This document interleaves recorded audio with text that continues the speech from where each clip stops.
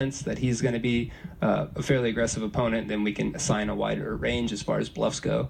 And especially when he has a 67 river aggression frequency, meaning that he is taking an aggressive action, which means betting or raising on the river 67% of the time when he does get to the river and acts. So the other 37% of the time he's either folding or checking. So yeah, I mean, that's a very high river aggression frequency. Something to definitely look at, especially when you're considering whether or not your opponent will be bluffing. You can see that on all the streets as well. But again, it's a small sample size, so we don't want to put all the weight on that, but we still want to consider it as a factor. And again, when the profile comes together, it just seems like that it's very possible this particular opponent would be capable of bluffing this spot. So we do decide to call, and he shows up with one of those random combos that we thought he might possibly have. So we win that hand, and this gives us a lot of momentum moving forward. Spoiler alert, we don't win this tournament.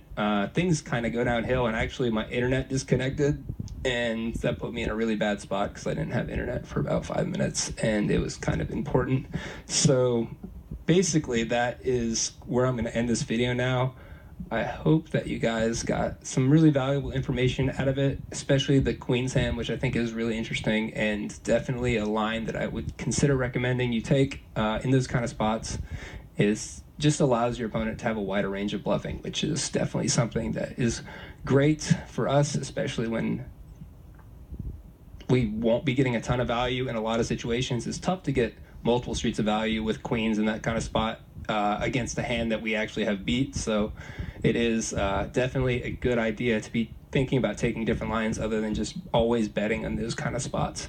So I'm going to end the video here. I hope you guys enjoyed it, and we'll continue doing some more middle stakes tournaments in the future. And I hope you guys continue to respond in the forums, and I'll be getting to your questions. I know I've been a little slack on that, so I'll get to that. So I'll sign off and see you guys in the next video.